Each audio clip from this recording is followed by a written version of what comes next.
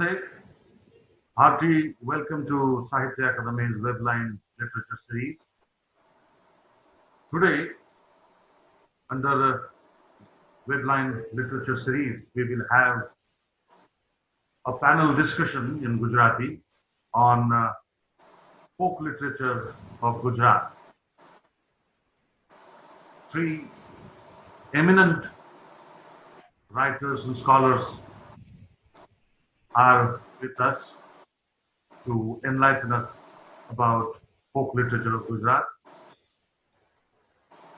The discussion will be categorized genre-wise. Sri Manoj Kumar Rawalji we have with us, who will speak of folk tales of Gujarat. Manoj Kumar Rawalji is the writer of Lokavani, Vastu Ane Vichar, Santavani, Vastu Ane Vichar, and Santavani, Sattva Ane Saundarya. Besides, Manoj Kumar Rawalji has edited the book Agam Panthano Yatri. Rawalji is a recipient of Gujarat Sahitya Akademi Prize. Hearty welcome, Manoj Kumar Rawalji. Thank you. Welcome, sir. Our next two participants, discussants are Dr. Dikpal Singh Jadeja ji, who is a noted Gujarati writer, critic, actor, and director. His books include Rangajivan, Kriticharya, and Swarup Vishesh. He has acted in the celebrated Gujarati play Nischabhiman. He is also known for his famous Kuchu Varta Sahinaro. Dr. Dikpal Singh Jadeja ji will speak of Gujarati folk drama of Gujarat.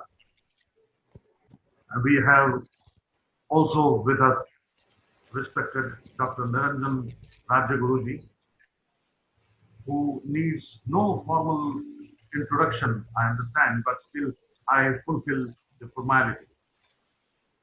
Dr. Niranjan Bhai is an eminent Gujarati poet, writer, critic, and distinguished research scholar, celebrated folk and devotional singer, and an expert in Indian traditional performing arts. He is a recipient of Sangeet Natak Academy Award, Gujarat Lokakala Foundation's National Gaurav Award, and many other prestigious awards. Hearty welcome to all the three scholar discussants to this panel discussion. First, let us go to Sri Manoj Bhai Rawal ji. Manoj भाई, कृपया आप पहले गुजराती लोक कथाओं के संदर्भ में हमें बताएं। जरूर। केंद्रीय साहित्य अकादमी के संवाहक और मेरे साथी वक्ता आ बधा आप बधानु अभिवादन करूं छूं।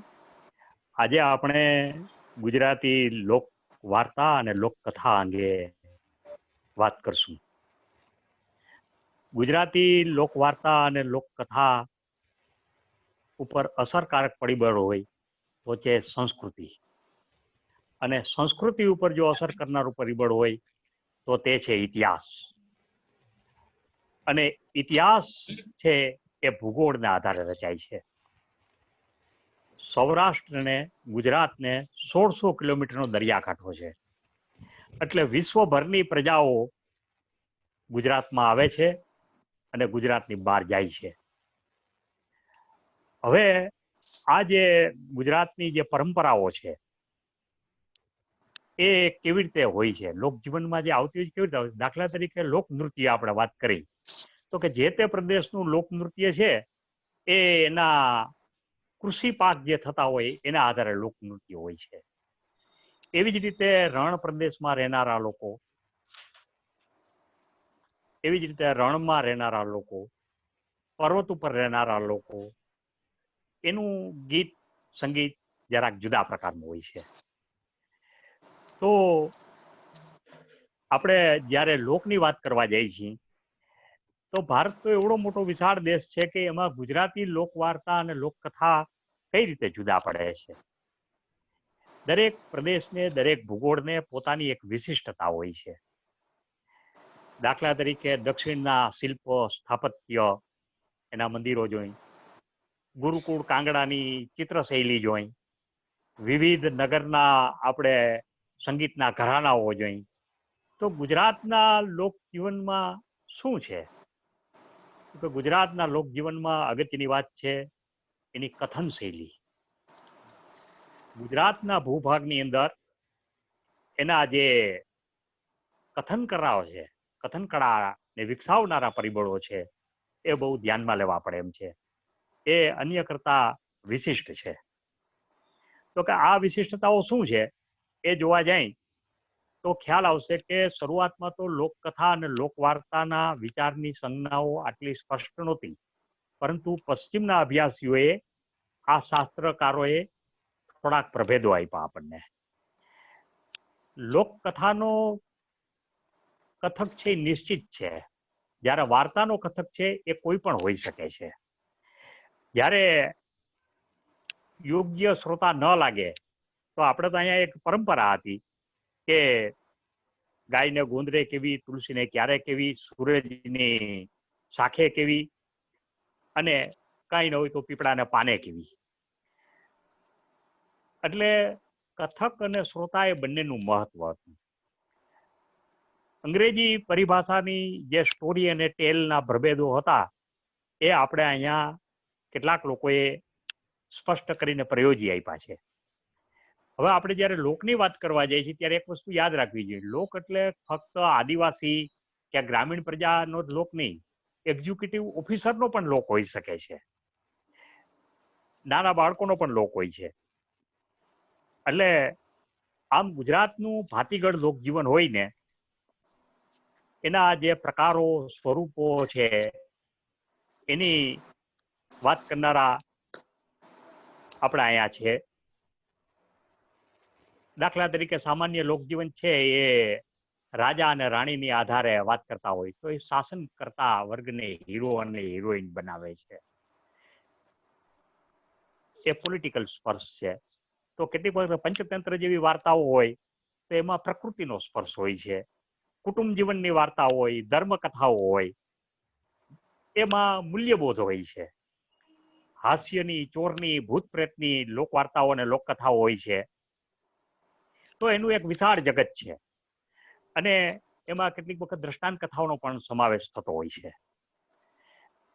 આ લોકવાર્તાઓ, લોકકથાઓને સ્પષ્ટ રીતે મૂકી આપનારાઓનો થોડાક આદરણીય નામો ગુજરાતમાં છે.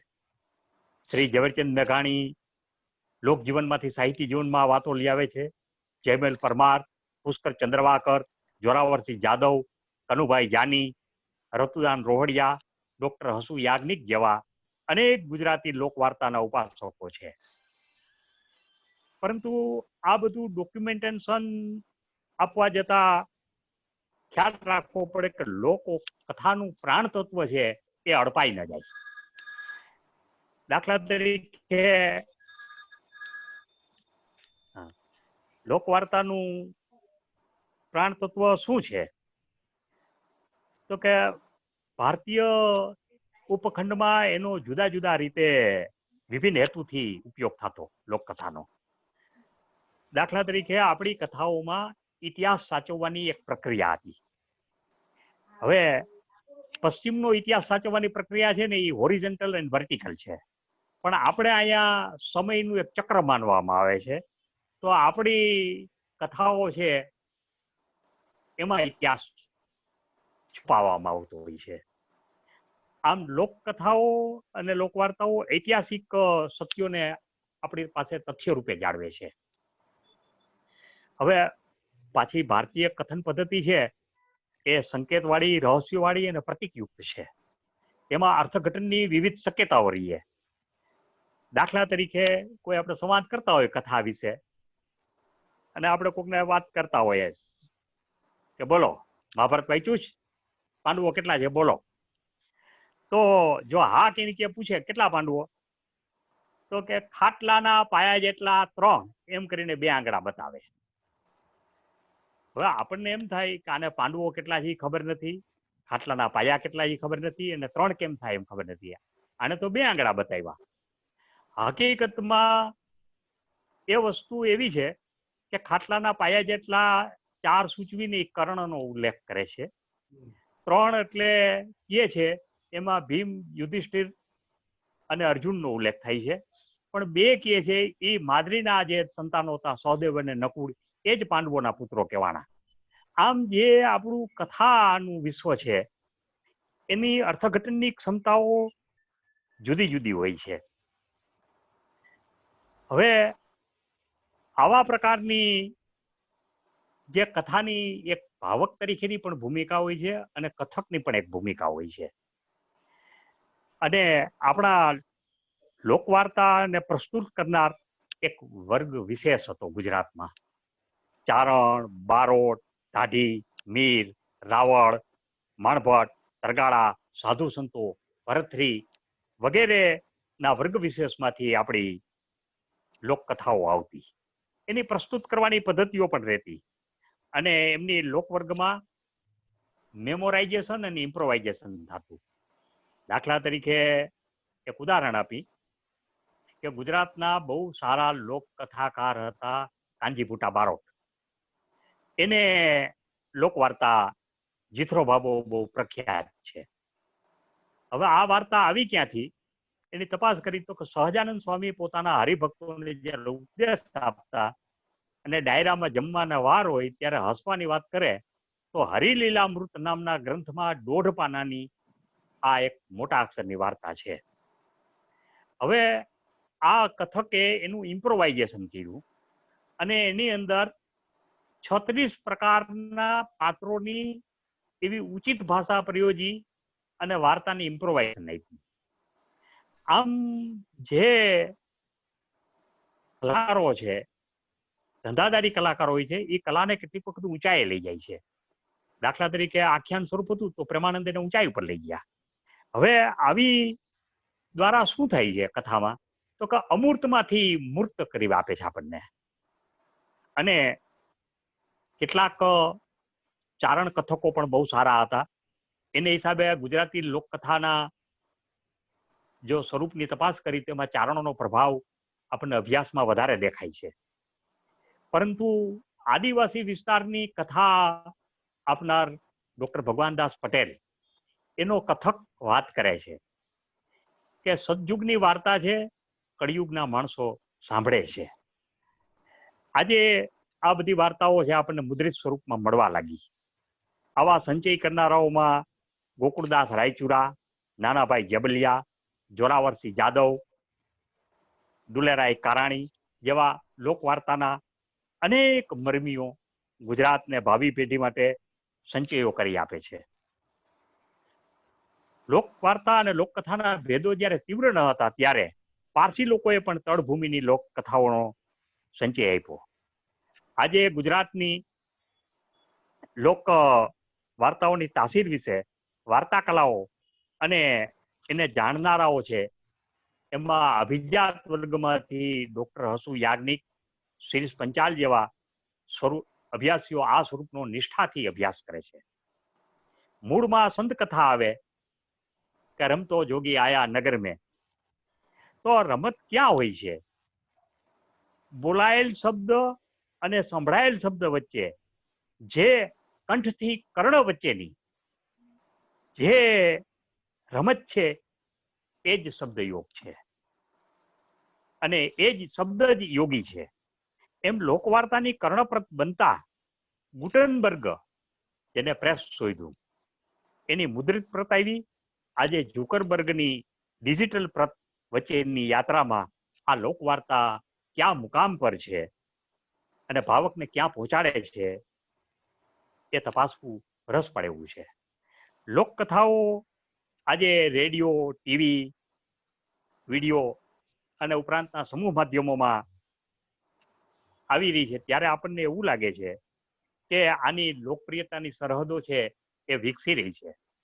પરંતુ આપણે એક રશિયન લેખક રસુલ હમઝાતોવને યાદ રાખવા પડે.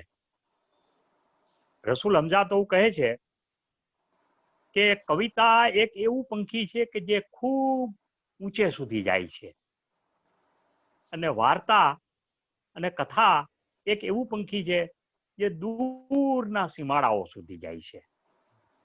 આમ લોકવાર્તા છે એ રૂપ બદલીને, વેશ બદલીને, આપણી જ વાર્તા હોય દૂરના પ્રદેશમાં જાય, દૂરની વાર્તા હોય એ આપણા પ્રદેશમાં આવે છે. અને આમ આ લોકવાર્તાનું પંખી દૂર દૂર સુધી જાય છે. અભ્યાસીઓ તો જાણે જ છે કે અરેબિયન નાઇટ્સની વાર્તાઓ હતી એ ક્યાં ગઈ હતી, ક્યાંથી આવી છે, કેવી રીતે થઈ છે. એમ પણ ગુજરાતનો 1600 કિલોમીટરનો દરિયાકાંઠો ધ્યાનમાં રાખીને આપણે જોવું જોઈએ કે લોકકથાઓની અંદર આપણે પરીની કથાઓ નથી. તો કેમ? તો કે પરીની કથાઓ છે ને એ બરફાળ પ્રદેશમાં હોય છે. આપણે અહીંયા બરફના પહાડ નથી એટલે પરી, શ્વેત પરીની કલ્પના નથી. આમ ભૂગોળ છે એ એના આધારે ઇતિહાસ રચાય, ઇતિહાસના આધારે સંસ્કૃતિ રચાય, સંસ્કૃતિના આધારે વાર્તા રચાય છે.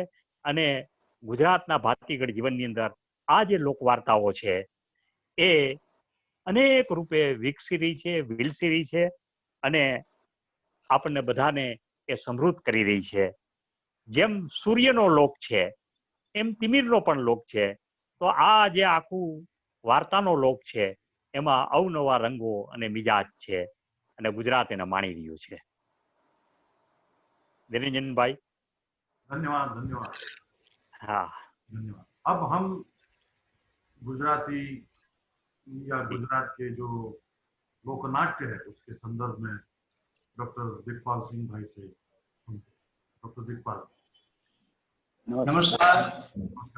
केंद्रीय साहित्य अकादमी और सोमाश्री का शुक्रिया अदा करके मैं अपने विषय पे आ रहा हूँ। मारो आजनो विषय છે ગુજરાતી લોક નાટ્ય પરંપરા। સાહિત્યના અન્ય સ્વરૂપો કરતા આ લોક નાટ્યનું સ્વરૂપ છે ને સાવ વિશિષ્ટ અને ભિન્ન એવું સ્વરૂપ છે।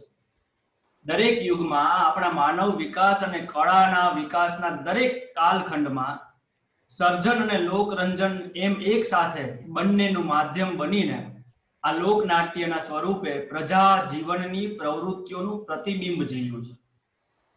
કલાના એક અતિ વિશિષ્ટ સ્વરૂપ તરીકે લોકનાટ્યએ લોકપ્રિયતા અને એની મહત્તા સિદ્ધ કરવામાં, પ્રજા જીવનનું સંસ્કાર ઘડતર કરવામાં સમયકાળના દરેક તબક્કે કલાની સાર્થકતા સિદ્ધ કરતું આવ્યું છે। કોઈ પણ નાટ્ય પરંપરા આપણે લઈશું તો એના વિકાસ વિશે લાંબા સમયગાળાની એક અપેક્ષા રહે આપણને સ્વાભાવિક છે। આપણી ભારતીય નાટ્ય પરંપરા આશરે 2000 વર્ષ પહેલા પાંગરી હતી એવી માન્યતાઓ હવે આધારભૂત રીતે સ્વીકારાતી આવી છે। પણ એના ચોક્કસ પ્રારંભની અને વચ્ચેની કેટલીક ઘડીઓ બહુ સંદિગ્ધ છે। એટલે આ નાટકના ઉદ્ભવ, લોક નાટકના ઉદ્ભવ અને લોક નાટકના વિકાસ વિશે સ્પષ્ટ માહિતીઓ આપણી પાસે હજી મળી નથી। પણ આપણે ત્યાં ભરત મુનિનું નાટ્યશાસ્ત્ર જે અતિ પ્રચલિત છે અને એ નાટકના ઉદ્ભવ વિશે ભરત મુનિએ જે આખ્યાયિકાઓ નોંધી છે, નાટ્યશાસ્ત્રના પ્રથમ અધ્યાય નાટ્યોત્પત્તિમાં એક રોચક અને સુંદર આખ્યાયિકા છે અને એમાં વિદ્વાનો આપણી લોકનાટ્ય પરંપરા અને ગુજરાતી લોકનાટ્ય પરંપરાના મૂળ પણ જુએ છે। તો એ આખ્યાયિકામાં જે ભરત મુનિએ નોંધ્યું છે કે ત્રેતા યુગમાં જ્યારે વિશ્વમાં સુખ સાથે દુઃખ પણ પ્રવેશ્યું અને ઇન્દ્ર અને બીજા દેવતાઓ જ્યારે બ્રહ્માજી પાસે જઈને વિનંતી કરે છે કે ચારે વેદોના શ્રવણ અને એના આચાર આ શુદ્ર જાતિના માનવીઓથી નથી થતા, માટે આપ કોઈક એવા વેદની રચના કરો કે જેથી દરેક વર્ણના લોકો, અહીંયા નોંધવા જેવી વાત એ છે કે દરેક વર્ણના લોકો, એના માટે એક શબ્દ છે સાર્વવર્ણિક। તો આ દરેક વર્ણના લોકો એના દર્શન અને શ્રવણથી આનંદ મેળવે।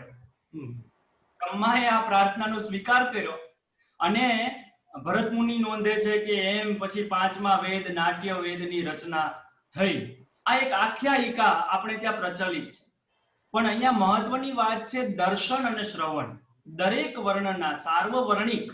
તો બ્રહ્માએ ઋગ્વેદમાંથી 4 વેદો હતા અને ઋગ્વેદમાંથી પાઠ અને સંવાદ લીધા, સામવેદમાંથી સંગીત અને ગીત લીધા, યજુર્વેદમાંથી અભિનય અને અથર્વવેદમાંથી રસ ગ્રહણ કરીને નાટકની 4 વેદોના ઉપજીવ્ય એવા દર્શન શ્રવણથી આનંદ આપનારા કલા સ્વરૂપની રચના કરી.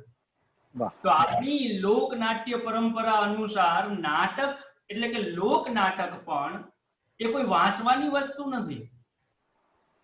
આપણી લોકનાટ્ય પરંપરાઓ તો નિરક્ષર લોકો માટે હતી, જેમને અક્ષર જ્ઞાન પણ નહોતું. તો એવા અક્ષર જ્ઞાન પણ નહોતું એવા લોકો માટે જોવાલાયક અને સાંભળવા લાયક એટલે કે દ્રશ્ય શ્રાવ્ય કલા સ્વરૂપની રચના આપણે ત્યાં થઈ છે. અને ભારતમાં વેદકાલીન આર્યોની નાટ્ય પરંપરાના મૂળ આપણે તપાસીએ, વેદ ઉપનિષદના સંવાદો આપણને જડે છે, જેમાં પુરુરવા અને ઉર્વશીનું ધાર્મિક રંગોથી મુક્ત કેવળ રોમેન્ટિક થીમ વાળું કથા વસ્તુ વાળું એક આપણને એવો સંવાદ જડે છે પુરુરવા અને ઉર્વશી. તો જન સમાજમાં અતિ પરિચિત હોય એવી કથા વાર્તાને સંવાદ પ્રધાન રજૂઆત કરીને આપણી નાટ્ય પરંપરાઓ વિકસી એવું અનુમાન આપણે ત્યાં થયું છે. વાત છે ગુજરાતી લોકનાટ્ય પરંપરાના ઉદ્ભવ અને વિકાસની. તો જે મૂળ વિદ્વાનોએ તપાસ્યા છે એમાં આપણે ત્યાં ભારતમાં એક જૂના સમયથી બહુ જ જૂના સમયથી કઠપૂતળીની કળા પ્રથાઓ હતી. એટલે કઠપૂતળી વાળા આવતા અને કઠપૂતળીનો ખેલ કરતા, ખાસ કરીને પશ્ચિમ ભારતમાં, આમ તો બધા જ રાજ્યોમાં આ થયું છે. તો આ કઠપૂતળીની પરંપરા જે ચાલી, કેટલાક વિદ્વાનો માને છે કે કઠપૂતળીની પરંપરાનો એક વધારાનો ભાગ આપણા લોકનાટ્યો છે. એમાં મત મતાંતરો રહ્યા છે, પણ પછીથી મહાકાવ્યો પછીના સમયગાળામાં પુરાણો અને મહાકાવ્યોનું કથા સાહિત્ય આપણે ત્યાં સૂતો દ્વારા લલકારાઈને ગાઈને રજૂ કરાતું હતું. મહાકાવ્યનું હોય ગાન હોય કે પુરાણોનું ગાન હોય. હવે આ સૂત પાછળથી સૂત્રધારના નામે પ્રખ્યાત થયા હોય, લોકખ્યાત થયા હોય એવું પણ બનવા સંભવ છે. એવી શક્યતાઓ નાટ્ય ક્ષેત્રના તજજ્ઞોએ જોઈ છે. તો નાટકના સ્વરૂપ વિશે તો બહુ જ ચર્ચાયું, લખાયું છે. અને કાલિદાસના સમયથી એક બહુ જાણીતું આપણી પાસે એક વાક્ય છે કે નાટકનું જે સ્વરૂપ છે, લોકનાટ્યનું સ્વરૂપ પણ જે છે એ ભિન્ન ભિન્ન રુચિઓના માણસનું સમારાધન કરનારું સ્વરૂપ છે. એટલે કે દરેક રુચિને પોષનારું ભિન્ન ભિન્ન રુચિઓનું મહત્વ છે. તો ભારતીય લોકનાટ્ય પરંપરામાં ખાસ તો આ ભિન્ન ભિન્ન રુચિઓ, સામાજિકની ભિન્ન ભિન્ન રુચિઓનું ધ્યાન રાખવામાં આવ્યું છે. તો આપણી લોક કલાઓમાં, ખાસ કરીને ફોકલોરમાં, નાટકના સ્વરૂપના મૂળ આ રીતે છેક વેદ ઉપનિષદ સુધી જાય છે. પુરાણો અને મહાકાવ્યોના સૂતના ગાન લલકારમાં પણ જાય છે. તો બે મહત્વની વાત ગુજરાતી લોકનાટ્ય પરંપરાના મૂળમાં રહી. એમાં એક છે નાટકની સાર્વવર્ણિકતાનો ઉદ્દેશ, અને બીજું શુદ્ર વર્ણ દ્વારા થતી ભજવણી. જેવી રીતે આપણે ત્યાં ભવાઈ છે ગુજરાતીમાં, એવી રીતે ઉત્તર બિહારમાં રામગઢની ટેકરીમાંથી જૂનામાં જૂના નાટકના અંશો મળ્યા હોય એવા પુરાવા પણ શોધ્યા છે. ઈસવીસન પૂર્વે 300 ની આસપાસના ગુફાના શિલાલેખો જે મળ્યા ઉત્તર બિહારમાંથી, સીતાબેંગા અને જોગીમારાની ગુફાઓમાંથી, તો એમાં એ સમયગાળામાં કેવી રીતે લોકનાટ્ય હતું એના પણ પુરાવા જડ્યા છે. પછીથી એક સમયે આ નાટ્ય પ્રવૃત્તિ દરબારી કલા બનીને એ બધી વાતો હું અહીંયા છોડું છું. એક સમયગાળો આવ્યો કે સંસ્કૃત ભાષા તરફ લોકો વિમુખ થતા ગયા, ખાસ કરીને ભારતમાં. અને ભગવાન બુદ્ધે પ્રાકૃત ભાષામાં જ્ઞાન, પ્રાકૃત ભાષામાં સર્જાવું શરૂ થયું. તો એમ જે દરબારી કલા હતી એક સમયગાળામાં, જે કોર્ટ આર્ટ હતી, એ કોર્ટ આર્ટ ધીમે ધીમે લોકો સુધી પહોંચી ગઈ. તો આ લોકમાનસ અને લોક રુચિના આવા સ્પષ્ટ સ્વીકારમાં લોકનાટ્ય પરંપરાના ઉદ્ભવની એક પ્રારંભિક ભૂમિકા છે. મધ્યકાલીન યુગના પશ્ચિમ યુરોપના મિરેકલ્સ અને મિસ્ટ્રીઝ જેવા જે નાટ્ય સ્વરૂપો છે, એ જ ગાળામાં આપણે ત્યાં ધાર્મિક સંસ્કારો નિમિત્તે, હમણાં સાહેબે કહ્યું કે તરગાળાની વાત સાહેબે મૂકી, તો આપણે ત્યાં ધાર્મિક સંસ્કારો નિમિત્તે નાટ્ય પરંપરાની અભિવ્યક્તિ થતી હોય એવું જણાયું છે. એટલે આપણા દેશના, ભારત દેશના જુદા જુદા ભાગોની સ્થિતિ જે રીતે સર્જાતી આવીને સંજોગો પ્રમાણે લોકનાટ્યના અભિવ્યક્તિ અને એના પ્રકારોમાં ઓછા વધતા ફેરફારો થયા. એટલે જુદા જુદા રાજ્યોમાં, બિહારમાં વિદેશિયા છે, ઉત્તર ભારતના રાસ અને નૌટંકી છે, જેને બંગાળમાં યાત્રા અને કીર્તનિયા પણ કહે, પાલગાન એવા નામે પણ લોકનાટ્ય ઓળખાય છે. તો આમાં બહુ જ એની રજૂઆતમાં ફેરફારો થયા, પણ એના મૂળમાં ધાર્મિક સંસ્કારોનું પોષણ હતું. મહારાષ્ટ્રમાં તમાશા, આંધ્રપ્રદેશમાં ભગવત મેલ અને એવી રીતે ગુજરાતમાં ભવાઈ. કેટલેક ઠેકાણે આ લોકનાટ્ય પરંપરા આપણે ત્યાં રામલીલા તરીકે પણ ઓળખાતી આવી છે. આજે તો રામાપીરના આખ્યાનો ભજવાઈ રહ્યા છે, એમાં પણ લોકનાટ્ય તત્વોના મૂળ છે. આજે ભજવાતી ભવાઈ અને આજથી 250, 300, 100 વર્ષ પહેલાની ભવાઈમાં ઘણો ફેર છે. એટલે એ વાતની ચિંતા કરવા જેવી નથી કે ગુજરાતી ભવાઈ હવે નષ્ટ થઈ રહી છે. ગુજરાતી લોકનાટ્ય પરંપરા હવે પરિવર્તન પામે છે. એટલે લોકવિદ્યા પરિવર્તન પામે, લોકવિદ્યા ક્યારેય નષ્ટ ન થાય એવું હું સ્પષ્ટ રીતે માનતો આવ્યો. લોકનાટ્ય દરેક ગામડામાં આજે પણ થાય છે એની પોતપોતાની રીતે. એમાં આધુનિક ઉપકરણો પણ આવતા હોય. તો પોપ્યુલર ડ્રામા તરીકે આપણે ત્યાં આ ઓળખાયું છે. બીજી કેટલીક વાતો, ખાસ કરીને ખેતીના શ્રમભારથી એમાંથી ઉગરવા માટે, હૃદયનો ભાર હળવો કરવા, મનનો ભાર હળવો કરવા માટે લોકનાટ્યની મનોરંજક પ્રવૃત્તિને વેગ મળ્યો. અને ગુજરાતના લોકોએ એને શક્તિ પૂજાની ક્રિયાવિધિ સાથે સાંકળ્યો અને ખેતીની મોસમ પછીના નવરાત્રીના પવિત્ર તહેવારોમાં એને સ્થાન આપ્યું. અને એમ લોકનાટ્ય પરંપરાને ધાર્મિક સંસ્કારનો ઓપ ચઢાવાયો. એટલે કલાને ધર્મની ઓથ મળી.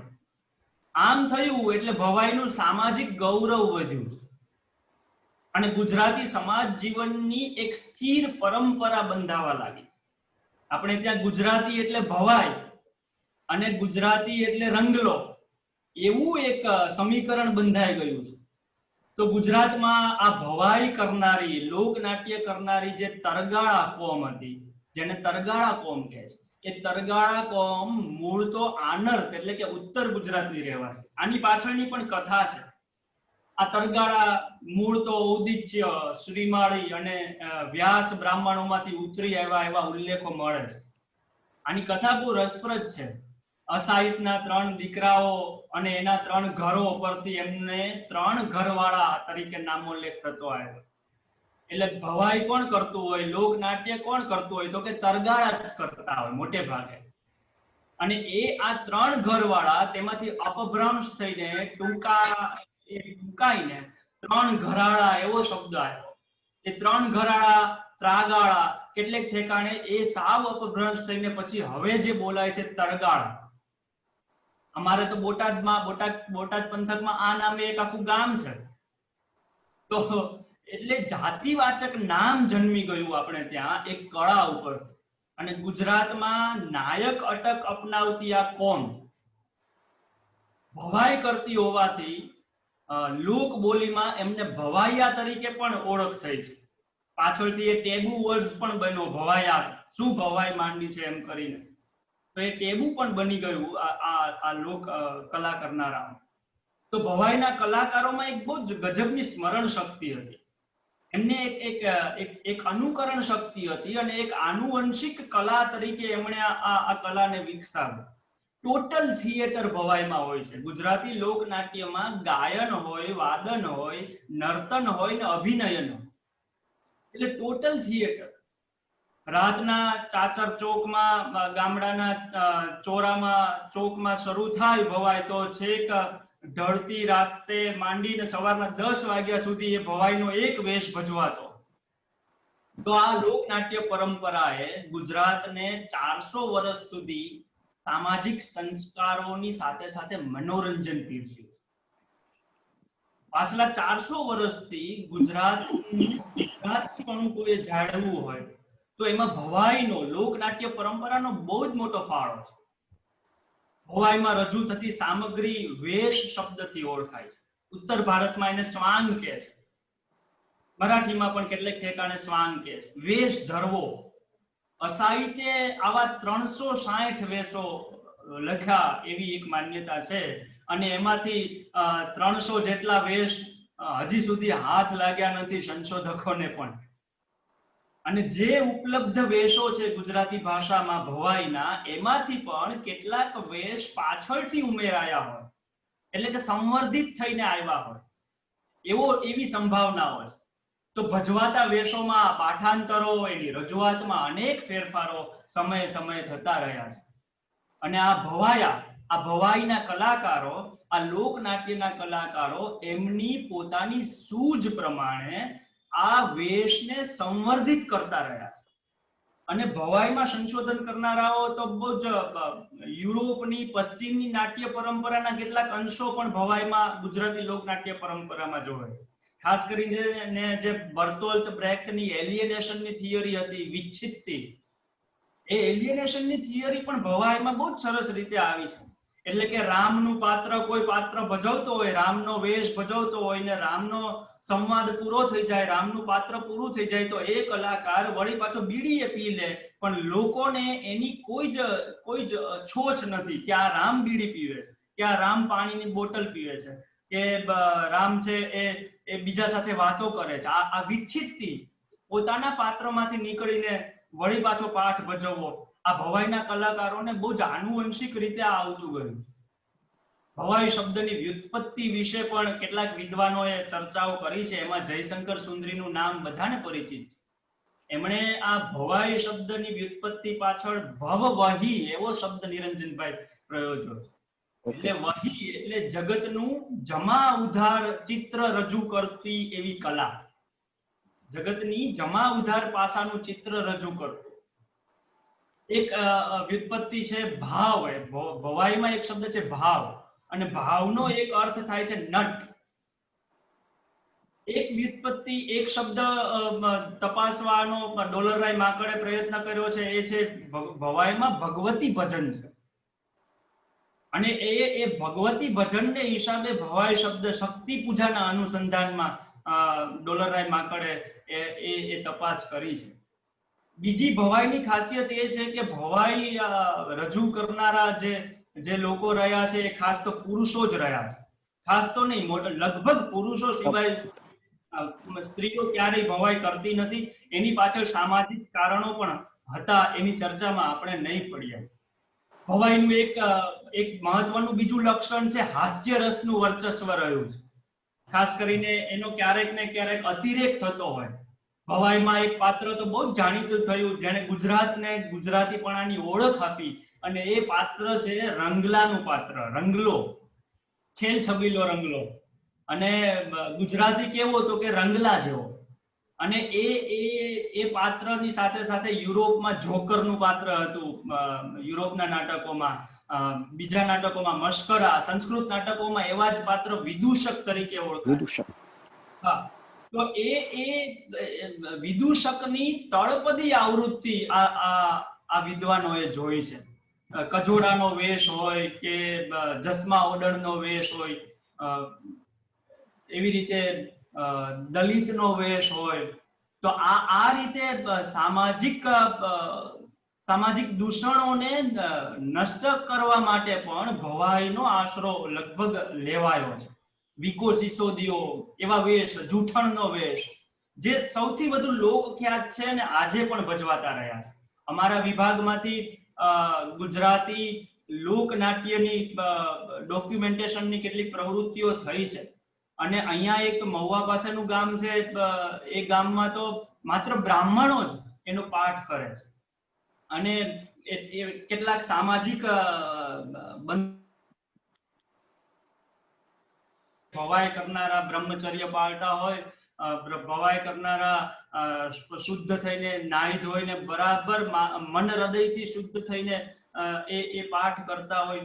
અને એમાંથી એક ધાર્મિક અનુસંધાન, આ રજૂઆતની કલા, આ પ્રસ્તુતિની કલા એક તબક્કે અધ્યાત્મ સુધી પહોંચી ગઈ. તો એમાં પાછળથી ફેરફારો થયા છે. ટૂંકમાં ગુજરાતી લોકનાટ્ય પરંપરા પાછલી સદીમાં ખાસ કરીને 20મી સદીના આરંભથી માંડીને ગુજરાતી લોકનાટ્ય પરંપરા પરિવર્તનોને સ્વીકારતી થઈ છે. જ્યારે ટીવી નહોતા ત્યારે માત્ર લોકોને સુધારવાનું કામ તો આ ભવાઈ કરતી. જ્યારે આપણા ઉપકરણો નહોતા ત્યારે લોકોને સુધારવાનું કામ આ લોકનાટ્ય પરંપરા કરતી હતી. તો મને લાગે છે કે ગુજરાતી લોકનાટ્ય પરંપરાનું ક્ષેત્ર બહુ જ વિશાળ છે અને મને કેન્દ્રીય સાહિત્ય અકાદમીએ જે આ વાત કરવાની તક આપી એ બદલ હું કેન્દ્રીય સાહિત્ય અકાદમીનો આભારી છું. સંવાદ શ્રી કૃષ્ણાજીનો પણ ખૂબ ખૂબ આભાર. ધન્યવાદ. बहुत बहुत धन्यवाद देखपाल भाई. We have listened to Sri Manoj Rawal ji on folk tales and on folk drama we listened to Dr. Dekpal Singh ji. Now we come to Dr. Niranjan Rajyaguru ji to listen to his insights into folk songs and folk poetry in Gujarat. Dr. Niranjan Rajyaguru. નમસ્કાર. Namaskar. નમસ્કાર સરજી. કેન્દ્રીય સાહિત્ય અકાદમી દિલ્હી દ્વારા ગુજરાતના લોક સાહિત્ય વિશેની આ વિશેષ પરિચર્ચામાં નિમંત્રણ આપવા બદલ હું આપ સૌનો આભારી છું. આદરણીય કૃષ્ણાજી, ડોક્ટર મનોજભાઈ રાવલ, ડોક્ટર દિગ્પાલસિંહજી, મારે આજે ગુજરાતના લોકગીતો વિશે થોડીક ચર્ચા અને સગાન થોડાક ગાન પણ આપની સામે પ્રસ્તુત કરવાના છે. આપણે સૌ જાણીએ છીએ કે સમગ્ર વિશ્વમાં આજે ફોકલોર વિશે, લોક સંસ્કૃતિ, લોક વિદ્યા વિશે અઢળક સંશોધનો થાય છે અને આપણે ત્યાં oral traditional literature, plotting literature, કંઠસ્થ પરંપરાનું સાહિત્ય, લોક વાંગ્મય, ફોક લિટરેચર એવી જુદી જુદી સંજ્ઞાઓથી લોક સાહિત્ય સમસ્ત લોક જીવનનું પ્રતિબિંબ પાડતું આપણને જોવા મળે છે. એક સંસ્કાર સમૃદ્ધ વારસો છે આપણો. આપણે જ્યારે આ ગુજરાતના લોક સાહિત્યનું અવગાહન કરીએ ત્યારે ખ્યાલ આવે છે કે સાવ સીધા સાદા સરળ શબ્દોમાં સમસ્ત લોક સમુદાયના મનોભાવો જેમાં વ્યક્ત થયા છે અને એ સંઘ જીવનનો પરિપાક છે. વહેલી સવારથી શરૂ થાય, પરોઢિયાથી શરૂ થાય અને ગળતી માજમ રાત સુધી આ ગુજરાતી લોક સંગીત, લોક સાહિત્ય અને લોકગીતો કે હાલરડાથી મરશિયા સુધી, એટલે કે મનુષ્ય જન્મથી માંડી અને મૃત્યુ સુધીના પ્રલંબ એવા જીવન પટ ઉપર આપણું લોક સાહિત્ય ફેલાયેલું છે. પ્રાચીન સમયથી જે જુદી જુદી કોમ જાતિઓના લોક સમુદાયો દ્વારા સર્જાતું આવ્યું છે એના વિભિન્ન અંગો આપણે જાણીએ છીએ. લોક સાહિત્ય, લોક વિદ્યા, લોક સંસ્કૃતિ, ફોકલોર, એના જ્યારે વિભાગીકરણ કરીએ ત્યારે એમાંનો એક વિભાગ આવે ફોક લિટરેચર, લોક સાહિત્ય, લોક વાંગ્મય. અને લોક વાંગ્મયમાં પણ સૌથી વિશેષ જો જગ્યા રોકતું હોય, વિશાળ એવી દીર્ઘ પ્રલંબ પટ ઉપર ફેલાયેલું સાહિત્ય હોય તો લોક ગીતોનું સાહિત્ય છે. પછી લોક વાર્તા આવે, લોક નાટ્ય આવે, પછી કહેવત ઉખાણા આવે અને પ્રશિષ્ટ એવા વિભાગો આપણે ત્યાં વિદ્વાનોએ પાડ્યા છે. એમાં અપાર ભાવ સંવેદનો આપણને મળે. સમસ્ત માનવ જાતના દુઃખ દર્દ હોય, પ્રસન્ન દાંપત્ય હોય, હર્ષ અને ઉલ્લાસ હોય, વિરહ અને મિલન હોય, અબોલા હોય, રૂસણા હોય, મનામણા હોય, કજોડાના કલહ પણ હોય, વરછડ આપણને મળે, મીઠો ઝઘડો મળે પતિ પત્નીનો, ક્યારેક વેરણ ચાકરી, એવા પ્રસંગો પણ આપણા લોક જીવનમાં મળતા હોય. સાસુ નણંદનો ત્રાસ હોય, કવળા સાસરિયા હોય, મેણાના માર હોય અને તપ, ત્યાગ, બલિદાન, શૌર્ય, વીરતા અને માતૃત્વની ઝંખના અને છેલ્લે આવે ભક્તિ. આ અનેક વિષયોમાં આપણું લોક સાહિત્ય, આપણું લોક સંગીત, આપણું ભક્તિ સંગીત અને આપણા લોકગીતો જોડાયેલા છે. આપણે સૌ જાણીએ છીએ લોક સાહિત્યના પ્રકારો વિશે કે કે એમાં કહેવત આવે, ઉખાણા આવે, લોક આખ્યાનો આવે, લોકગીતો આવે. લોકગીતોમાં પણ રાસ, રાસડા, ગરબા, ગરબી, મંગળ, બાળ ગીતો, લગ્ન ગીતો, હાલરડા, જોડકણા, વ્રત ગીતો, કથા ગીતો, બેલેડ્સ જેને આપણે કહીએ છીએ, ગીત કથાઓ, આવી અપાર સામગ્રી આપણને મળે છે. અને જ્યારે રસ વૈવિધ્યની વાત કરીએ તો એમાં શૃંગાર રસ છે, એમાં વીર રસ છે, એમાં હાસ્ય રસ છે, એમાં કરુણ રસ છે, એમાં શાંત રસ છે, અને વાત્સલ્ય, અને છેલ્લે ભક્તિ રસ પણ. એ બધી જ ધારાઓ ભળીને એક નવો જીવન રસ આપણને લોક સંગીતમાંથી મળી જાય છે. ગુજરાતના લોકગીતોની જ્યારે આપણે વાત કરવી હોય ત્યારે ભાવ વૈવિધ્યની દ્રષ્ટિએ, સંખ્યાની દ્રષ્ટિએ, પ્રકારોની દ્રષ્ટિએ અને લોકપ્રિયતાની દ્રષ્ટિએ સૌથી મહત્વ લોક સાહિત્યમાં જો સ્થાન હોય તો એ લોકગીતના પ્રકારનું છે, જેમાં માનવ સ્વભાવની તમામ પ્રકારની નાની મોટી ખાસિયતો પ્રતિબિંબિત થઈ છે. પ્રાકૃતિક વાતાવરણ, સામાજિક વાતાવરણ, ધાર્મિક વાતાવરણ, ઐતિહાસિક વાતાવરણ અને એની વિશિષ્ટતાઓ આપણા આ લોકગીતોમાં આપણને જોવા મળે છે. મેં આપને અગાઉ જણાવ્યા રાસ, રાસડા, ગરબા, ગરબી, એ સિવાય ધોળ, મંગળ, આરતી, ફાળ, આંબો, ટીટોળો, શણગાર, કીર્તન, લોકપદો, ઝેલણિયા, લોક બારમાસી, મહિના, તિથિ, પહોર, વાર, પક્કા, છકડિયા, ડીંગ, આ બધા લોકગીતોના નાના મોટા પ્રકારો છે. આપણે સાંસારિક વિષયના લોકગીતોથી શરૂ કરીએ.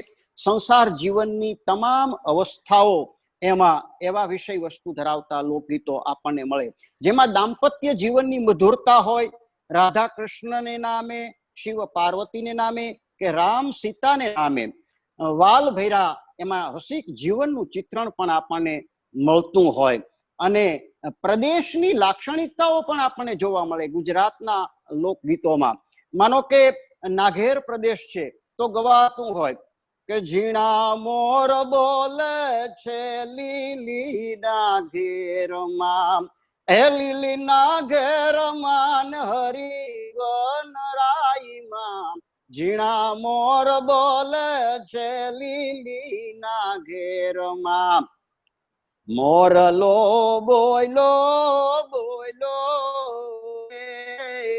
મારા મૈયરનો, મારા મૈયરનો, મારા રે પિયરનો, મોરલો બોયલો બોયલો રે મારા મૈયરનો. અને પછી એમાં ઉતારા ઓરડા આવે, એમાં પોઢણ ઢોલિયા આવે, ભોજન લાપસી આવે, મુખવાસ એલચી આવે. આ દરેક લોકગીતોમાં એક નિમંત્રણથી માંડી અને છેક શયન સુધીના આપણા સંસ્કારો વર્ણવાતા જતા હોય. અને માત્ર એક પક્ષીની જ વાત કરીએ કે મારા હીરાગર મોરલા ઉડી જાજે, ઉડી જાજે ને હામે વડલે જાજે રે, મારા હીરાગર મોરલા ઉડી જાજે. અને એની સાથે સાથે આપણા જે લોકવાદ્યો છે, અને એમાંથી સૌથી વિશેષ જો લોકપ્રિય વાદ્ય હોય તો એ ઢોલ છે. ઢોલીડા ઢોલ રે વગાડ મારે હિંચ લેવી છે, હિંચ લેવી છે રે સૈયર જાપે જાવા દે, ઢોલીડા ઢોલીડા ઢોલ રે વગાડ મારે હિંચ લેવી છે, કે મુને જાપે રમા હો જાપે રમવા મેલ ભરવાડિયા, ઝાલાવાડી ઢોલ તારો ઝાંઝડ વાગે રે, ઝાલાવાડી ઢોલ તારો ઝાંઝર વાગે. અને તેની સાથે સાથે એવા પણ ગીતો ગવાતા હોય પ્રસન્ન દાંપત્યના, પ્રેમના, ઇશ્ક મસ્તીના. ચાંદો ઉગો ચોકમાં ઘાયલ, ચાંદો ઉગો ચોકમાં, હેલે રીડા હરનું યાદ મીરે હાલાર શેરમાં અરજણિયા, એ જાપે તારી ઝૂંપડી ઘાયલ, જાપે તારી ઝૂંપડી, જાપે તારી ઝૂંપડી.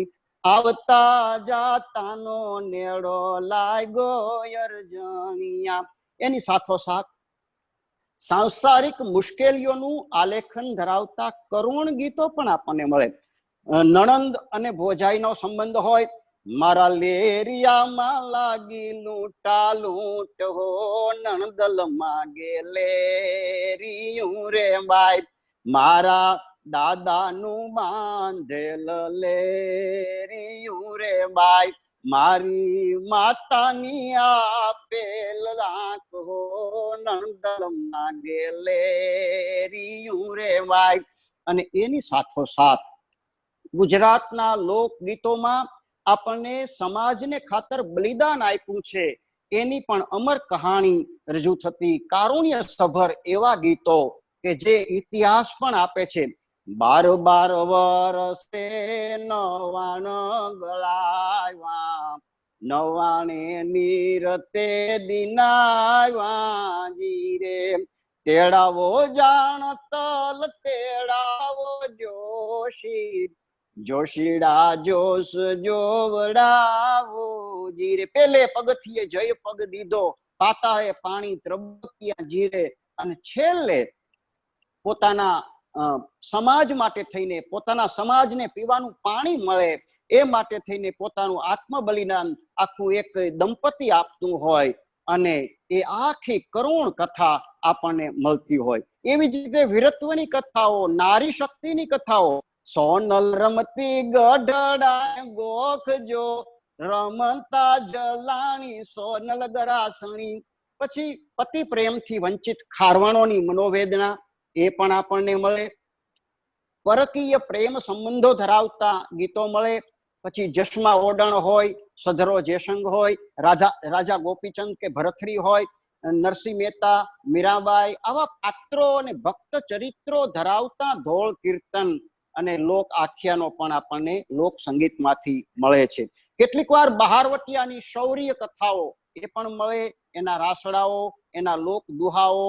પછી છપ્પનિયો કાળ હોય, ભોગાવાની રેલ હોય, નદીમાં પૂર આવ્યું હોય ને તણાયા હોય, એવા પ્રાસંગિક ગીતો પણ મળતા હોય. પણ સૌથી વિશેષ જે ગવાય છે રાસડાઓમાં, કથા ગીતોમાં, એ કથા ગીતોમાં તો આપણને મળે, માડી હું તો 12 વર્ષે આવ્યો રે, માડી મેં ક્યાંય દીઠી મારી પાતલડી પર માર રે, જાડેજી માં મોલું માં દીવડો સગરે બળે.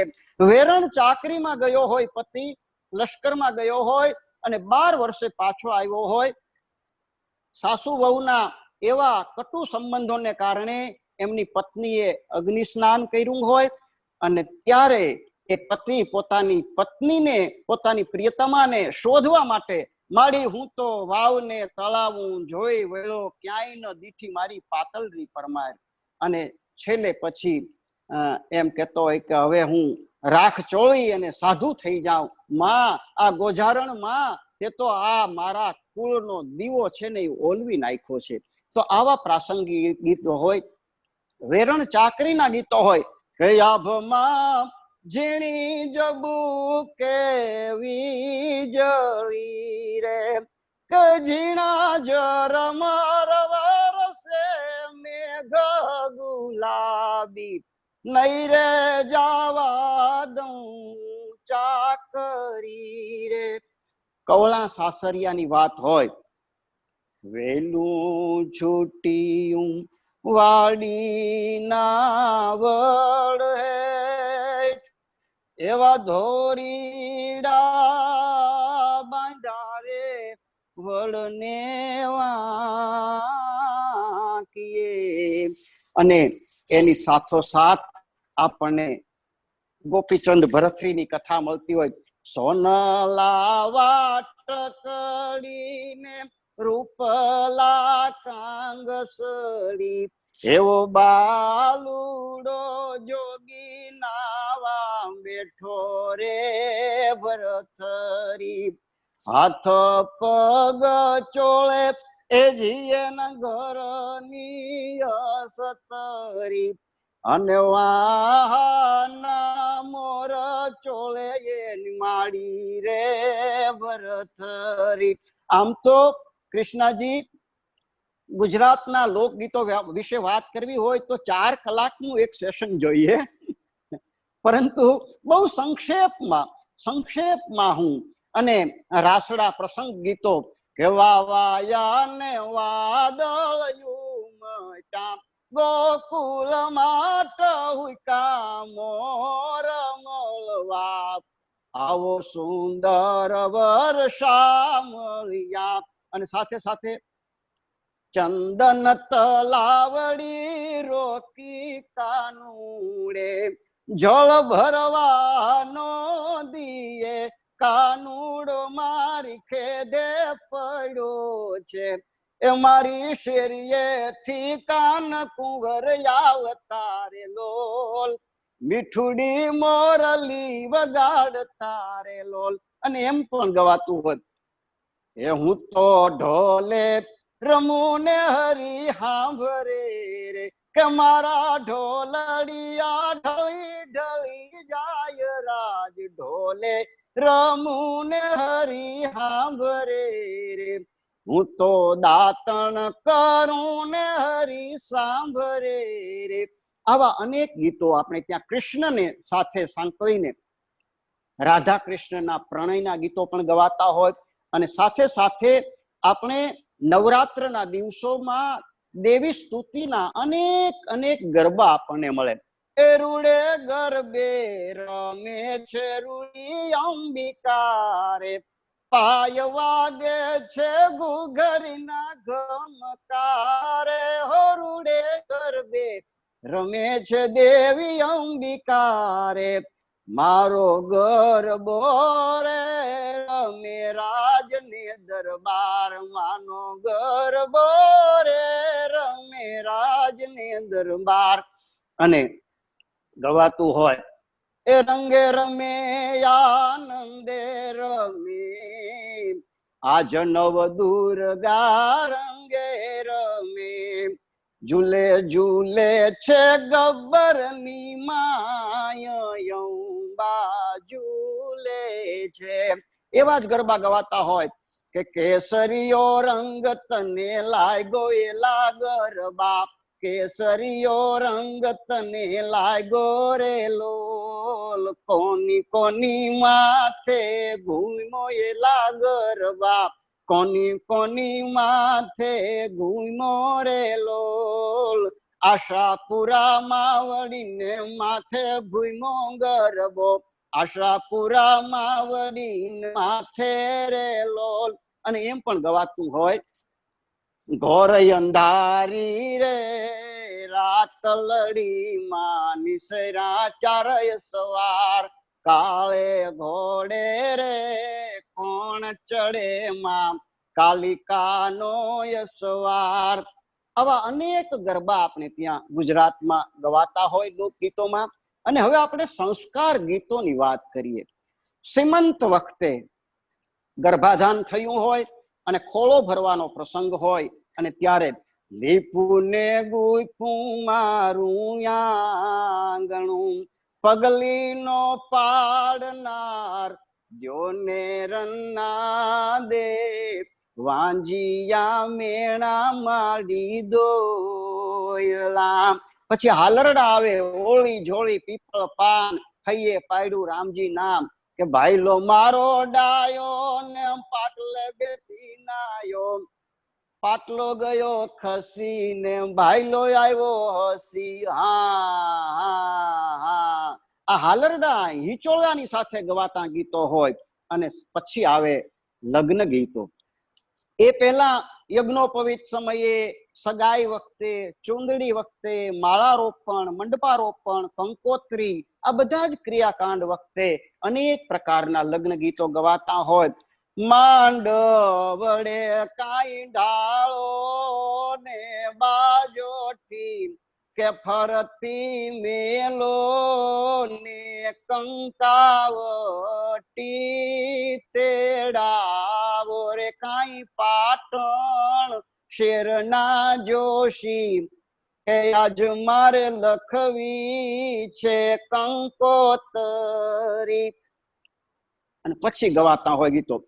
જાન જ્યારે પ્રયાણ થતું હોય, મોર જાજે ઉગમણે દેશ, મોર જાજે યાથમણે દેશ, વર તું જાજે રે વેવાયુન માંડવે હો રાજ.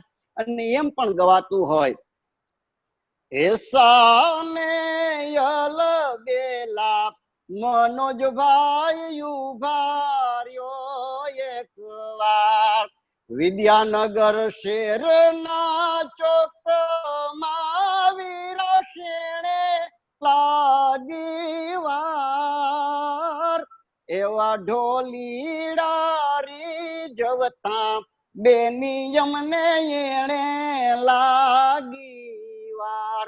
ચુંદડી ઓઢાડતા હોય તો તારા નખના પરવાળા જેવી ચુંદડી રે તારી ચુંદડનો રંગ રાતો હો લાડડી, ઓઢો ને સાહેબ જાદી ચુંદડી. અને મંગળ વર્તાતા હોય, ફેરા ફરાતા હોય ત્યારે ગવાતું હોય, પેલું પેલું મંગળિયું વર્તાય કે પેલે મંગળ કોના રે દાન દેવાય, કે પેલે મંગળ ગાયું ના દાન દેવાય. અને પછી છેલ્લે કોયલ બેઠી આંગલિયાની ડાળ, મારો મોરલિયો બેઠો રે ગઢને કાંગ રે માણા. એહો શીલા વીરા તમે કોયલ ને ઉડાડો આપણ દેશ. અને કન્યા વિદાય નો કરુણ પ્રસંગ આવે.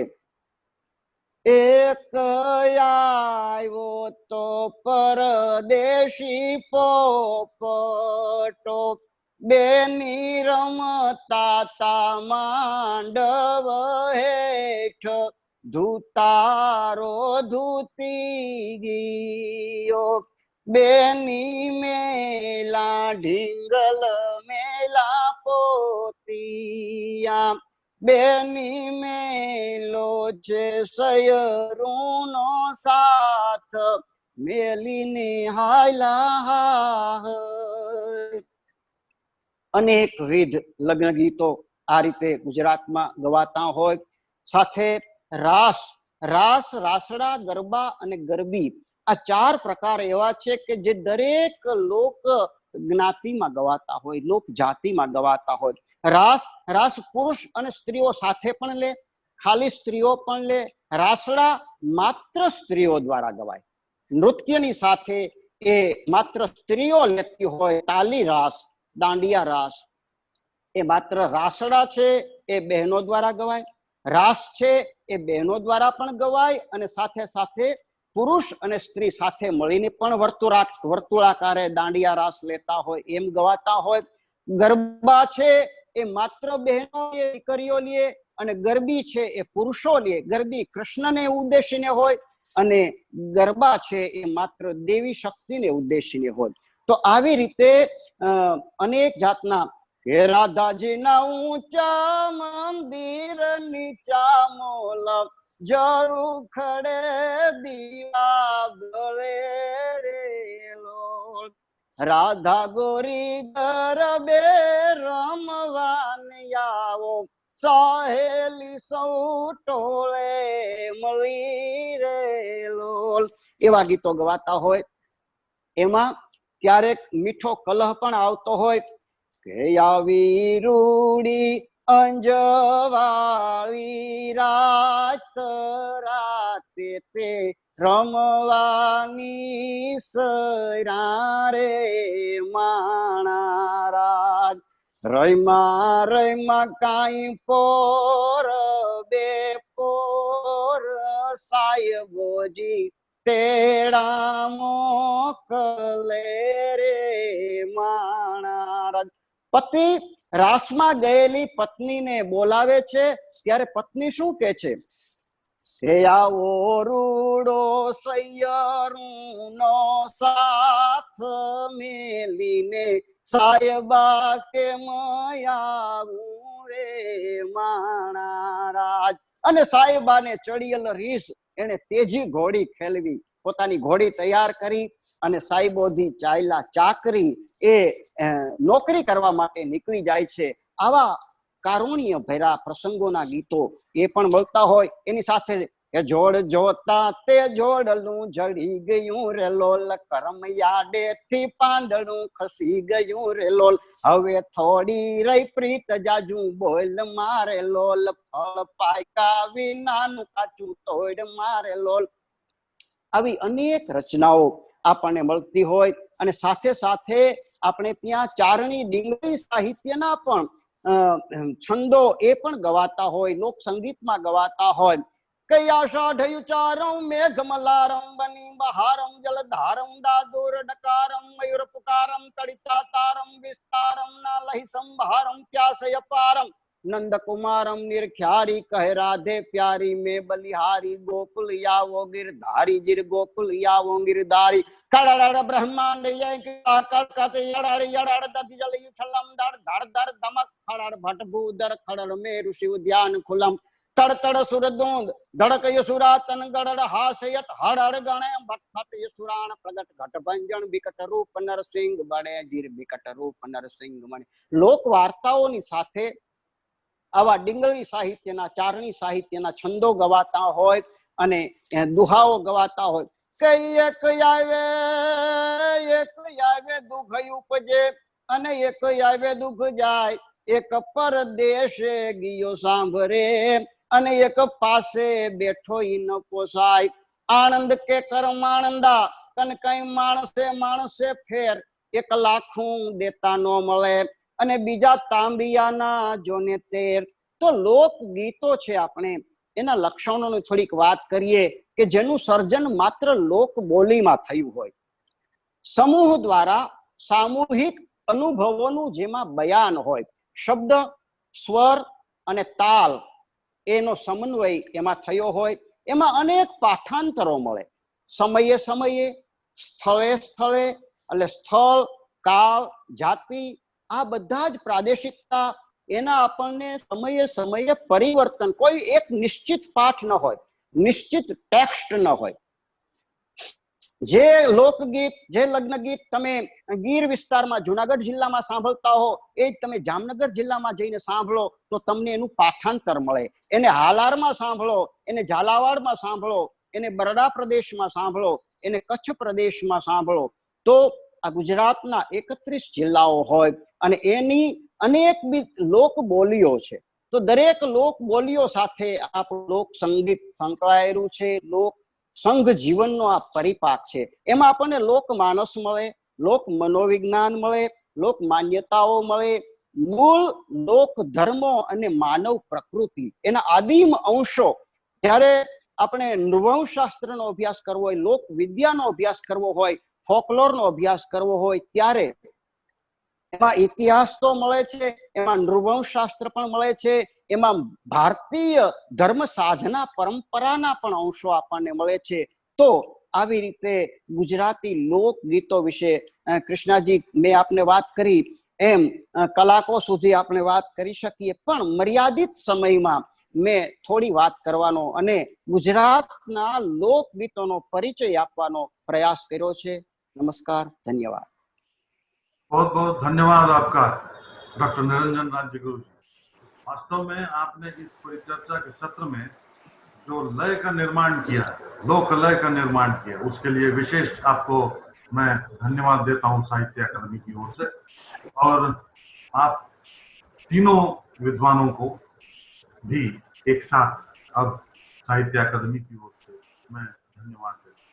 बहुत कम समय में आपने इतना सारा विचार, इतने सारे रंग, इतने सारे ध्वनि, इतनी सारी लय साझा की, लोक जीवन की, लोक कलाओं की, उसके लिए मैं केवल आभार ही प्रकट कर सकता हूँ आपके प्रति। सादर धन्यवाद।